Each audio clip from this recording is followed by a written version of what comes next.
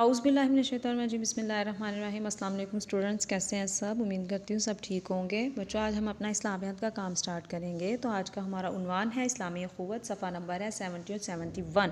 تمام اسٹوڈنٹس جب اپنی اپنی بکس کو اوپن کریں گے اور سنیں گے ریڈنگ کو، ٹھیک ہے؟ صفحہ آپ نے اوپن کر لیا ہوگا، 70 اور 71 ہے۔ اسلامی اخوت ہمارا عنوان ہے۔ اخوت کے معنی بھائی چارہ کے ہیں۔ اخوت کا رشتہ تمام مسلمانوں کے درمیان قائم ہوتا ہے، ٹھیک ہے بچوں؟ چاہے یہ نہیں ہے کہ ہم صرف مسلمانوں کے ساتھ یا اپنے بہن بھائیوں کے ساتھ ہی جو ہے وہ پیار محبت سے پیش آئیں، بلکہ اسلامی اخوت جو ہے وہ بہت براڈ ہے، ٹھیک ہے؟ اس میں غیر مسلم بھی آ جاتے ہیں، ہر قسم کا طبقہ آتا ہے اس میں، کہ جس وقت کسی کو کوئی بھی ضرورت ہے تو اس وقت آپ اس کی ضرورت کو پورا کریں۔ یہی جو ہے وہ ایک اصل انسانیت ہے، ٹھیک ہے؟ کوئی مسلمان خواہ دنیا کے کسی گوشے میں آباد ہو، کسی بھی دنیا کے جو ہے وہ جگہ پر رہ رہا ہو، خواہ اس کا تعلق کسی بھی نسل، رنگ، قبیلے اور مسلک سے ہو، اور وہ کوئی بھی زبان بولتا ہو، وہ دوسرے مسلمانوں سے اخوت اور بھائی چارے کا رشتہ رکھتا ہے۔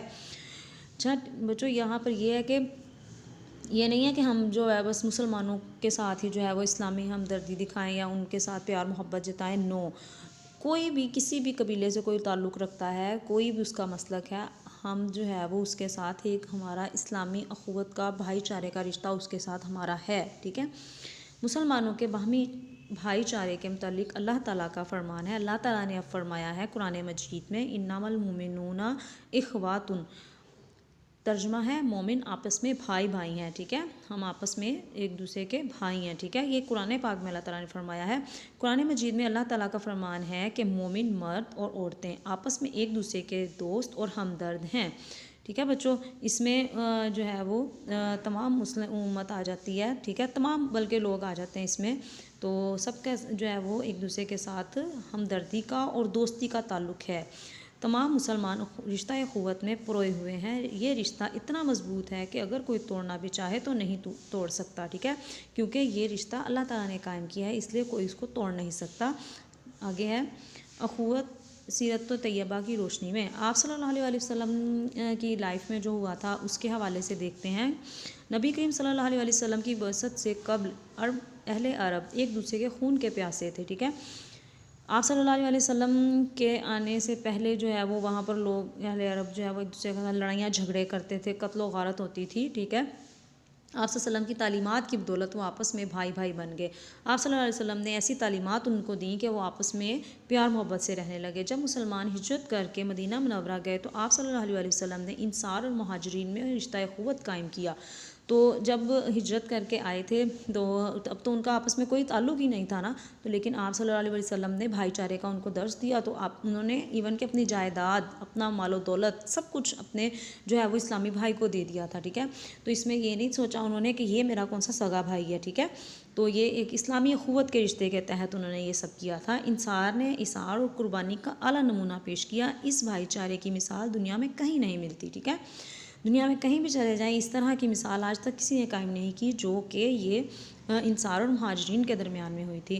نبی کریم صلی اللہ علیہ وسلم کا فرمان ہے، مسلمان مسلمان کا بھائی ہے۔ آپ صلی اللہ علیہ وسلم نے تمام مسلمانوں کی مثال ایک انسانی جسم سے دیتے ہوئے فرمایا کہ باہمی شفقت اور مہربانی میں تم اہل ایمان کو ایک جسم کی طرح پاؤ گے۔ اگر جسم کا ایک عضو دکھنے لگے تو سارا جسم اس تکلیف میں مبتلا ہو جاتا ہے، ٹھیک ہے بچوں؟ اس میں ہے کہ اگر ہمارے کسی بھی مسلمان بھائی کو یا کسی بھی ادر جو آپ کے ساتھ رہ رہا ہے، یہ ضروری نہیں ہے کہ وہ مسلمان ہی ہو، اگر وہ تکلیف میں اس وقت ہے تو آپ اگر اس کی تکلیف کو دور کر سکتے ہیں تو آپ اس کو کریں، ضرور کریں۔ یہ نہ سوچیں کہ یہ کون سا مسلمان ہے، یہ تو کافر ہے، یہ تو عیسائی ہے، یہ تو ایسے ہے، ٹھیک ہے؟ ایسا کچھ بھی نہیں سوچنا، بنا کسی سوچے سمجھے آپ اس کی مدد کریں، ٹھیک ہے؟ مسلمانوں کے باہمی رشتے کے بارے میں رسول پاک صلی اللہ علیہ وسلم نے فرمایا، مسلمان آپس میں ایک عمارت کی طرح ہے جس کا ایک حصہ دوسرے حصے کو مضبوط کرتا ہے، ٹھیک ہے؟ آپ صلی اللہ علیہ وسلم نے فرمایا کہ سب جو ہے وہ ایک دوسرے سے جڑے ہوئے ہیں، ٹھیک ہے؟ اگر کسی ایک کو تکلیف ہوتی ہے تو دوسرے کو اس کا احساس ہونا چاہیے۔ نیز خطبہ حجۃ الوداع کے موقع پر رسول پاک صلی اللہ علیہ وسلم نے رشتہ اخوت کے متعلق فرمایا، اے لوگو میری بات غور سے سنو اور جان لو، ہر مسلمان دوسرے مسلمان کا بھائی ہے۔ کسی شخص کے لیے اپنے بھائی کا مال جائز نہیں جب تک وہ اپنی مرضی سے نہ دے۔ ایک دوسرے سے حسن سلوک کرو، ٹھیک ہے؟ آپ صلی اللہ علیہ وسلم نے آخری خطبہ حجۃ الوداع میں فرمایا تھا کہ لوگوں میری بات کو غور سے سنو، اور کیونکہ آپس میں آپ صلی اللہ علیہ وسلم نے فرمایا تھا کہ آپ لوگ سب جو ہے وہ ایک دوسرے کے ساتھ مسلم بھائی ہیں، ٹھیک ہے.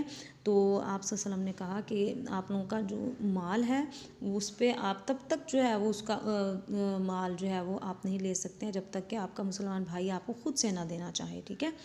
وہ ایک دوسرے کے ساتھ حسن سلوک کریں آپ. اسلام نے رنگ و نسل کے امتیازات کو ختم کر کے دین اسلام کی بنیاد پر سارے انسانوں کو بھائی بنا دیا. آپ صلی اللہ علیہ وسلم نے بغیر کسی نسل کے، بغیر کسی رنگ کے، آپ صلی اللہ علیہ وسلم نے تمام امت کو جو ہے وہ بھائی بنایا. نبی کریم صلی اللہ علیہ وسلم نے حضرت سلیمان فارسی رضی اللہ تعالیٰ عنہ کو اپنے گھر کا فرد قرار دیا. حضرت عمر رضی اللہ تعالیٰ عنہ ایک آزاد کردہ غلام حضرت بلال حبشی رضی اللہ تعالیٰ عنہ کو میرے آقا اور میرے سردار کہہ کر پکارتے تھے، ٹھیک ہے. آپ صلی اللہ علیہ وسلم اپنے جو ہے وہ صحابہ کے ساتھ اس قدر پیار محبت سے پیش آتے تھے، ٹھیک ہے بچوں. یہ تو آج کی ریڈنگ تھی. آپ نے گھر کے کام میں بھی یہی والی ریڈنگ کرنی ہے، صفحہ نمبر 70 اور 71 کی. اوکے، اللہ حافظ.